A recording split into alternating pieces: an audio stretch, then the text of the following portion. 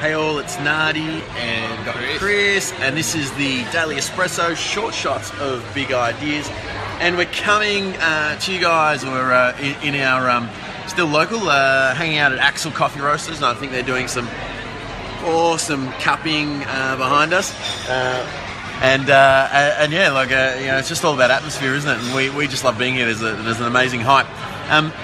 We were talking about leadership today. We were talking about leadership this morning. We thought that it was a really awesome, apt topic that we should bring and share to everyone, and really share our thoughts on leadership. And you'll see from the title, and it's a big one. It's leadership was not you're not born with leadership. It's learned, and it's not given. You learn how to do it, and you lead from the front, right? If you lead from the front, you're going to create a winning culture, and people are going to follow you, and they want to succeed with you. If you lead from the back and push people into doing things, well, then you're going to lose very quickly. So the big idea is about leadership, and it's about get out from the back and lead from the front. Stop pushing people on what they should do or need to do. Stop telling people what they need to do as a leader. Show them what to do and show them how to do it, and be there with them. Be them there. I was listening to Gary Vaynerchuk's one of his Ask Gary V posts, and he said, because I had a wine business, and I think it was Christmas Eve, stormy snow blizzard, crossing state lines in the US to deliver, and he's the CEO of this company, delivering a box of wine for a delayed order. Didn't get his whole team, didn't say to his team, go out and do it. He led from the front. And by doing that, the team is able to see him, see what he's capable of doing, seeing that it's not about, it's not about telling people what to do and getting them to do it, but showing them what can be done, how to do it, and showing them that leadership is about getting up and doing it, getting up and showing everyone how it's done.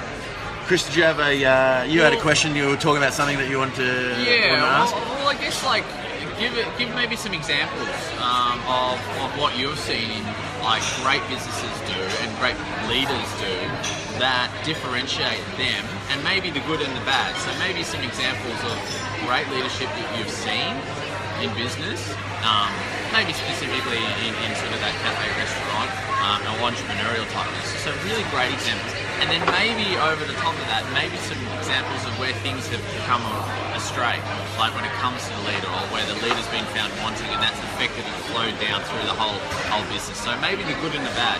You can look at that and give some examples of that. Good. Let's keep it real short, right? Because everyone's short and strapped, short on time. What's the bad?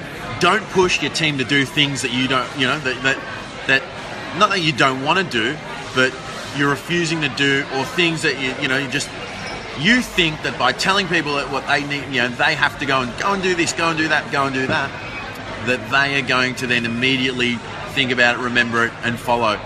You're building. Okay, I'll put it this way: if you do it that way, you're building a culture of reactivity, and you're building a culture within your business of you just commanding everyone to do stuff. All right. Now, this is not the army. You don't run your business like the army. If you're trying to, good luck to you. I can pretty much predict your future. We live in a day and age where people have got, there's some really cool, intelligent, driven people out there. But if you continually push them to do things without them thinking about wanting to push themselves, well, it's never going to happen. So that's what you shouldn't be doing. All right, let's not talk about what we're saying. Let's talk about what you should be doing. What you should be doing. All right, and let's put in a situation. Let's talk about, all right, you're in a cafe, you're in a restaurant, and someone doesn't show up that day. Do you sit around going, oh, we've lost a person, we're going to take less covers, we're going to work everyone else 3 times as hard, we're going to ring around like crazy trying to get someone to fill in? Or do you lead from the front? Do you show everyone that, okay, we're a person down, but we're going to step up and get through it? Do you then go down, fill in that role, jump on the floor, and then show the team that it does not matter who you are. If you're the manager, the owner of the business, you get involved and you lead and you push and you show everyone that that you get things done. All right? If you think about it that way, you will earn the respect, the love, and the dedication of your team, and that's how you want to build a winning culture. All right? When times are tough in our business, we don't sit back and go, okay, guys, everyone worked 3 times as hard. I'm still leaving at 5 o'clock because I'm the boss, I'm the CEO, and I get that luxury. If you think that you're going to run a business like that, you're really kidding yourself. You're really kidding yourself. You're never cut for it. But if you think of running a business where you get involved, you get on the ground, you get your hands dirty, and think of it, if you want to talk about military and battle, what does the general do? Sit at the back and just command people to go in there and get killed? Why don't you go in there and lead from the front and show direction from the front? You might actually win that battle, and you will gain the respect, and the people, your soldiers, will run into battle with you with their eyes open and their hearts open, wanting to give you their all. It's the same in business when you think about it like that. All right, lead from the front, stick to it, get involved, get on the ground with your team and show them what can be done. All right, don't push them to do things that you just don't want to do for the sake of you not wanting to do it. We can talk about delegating, and that's probably something different, and that's completely different to this. Don't get confused by delegating the stuff that you don't want to do and not leading from the front when you need to. All right, so that's my big rant on leadership. Because time and time again I see people thinking that they go in to buy a business so they can just command 50 people to do what they don't want to do, or they command 50 people to do everything and then they just sit there and count the money. You're going to lose. You're going to lose very quick. Get your hands dirty, get involved, lead from the front, show your team, because just remember, you're probably one of the most motivated people in your business. Hence why you're the person that got involved. You bought the business or you started the business. But you need to show that, all right?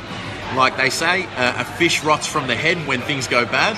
The same thing applies with success. Success, flows through from the top. If they see you motivated, succeeding as the owner and the leader of the business, they're going to follow in your footsteps, and you're going to build that winning culture, and you're going to win, and you're going to text. You're going to put a comment at the bottom and go, Nards, that you're right, Nardy. We were doing it, we just didn't realise. Thanks, guys. Thanks for tuning in. Have an awesome weekend. I hope you've had a smashing week, and we hope that you've made an impact in your business and in the world that we live in. This is the Daily Espresso, short shots of big ideas. Here's That was Chris. a good one. Thanks, mate. I'm Nardy. We're at Axel. I'm going to enjoy the rest of my espresso. Guys, put comments in because we want to see comments. If you've got things, issues in business, if you want to ask a question, line them up because we want to hear about it and we want to respond and we want to add value to your week and your life and your business and make a radical change into your in our world. Thanks, guys. Have an awesome weekend. Cheers. And thanks, Lisa. Oh, it's been a while. Hope you're really well. Hope the kids are well. Hope the twins are well. And hope you're kicking goals.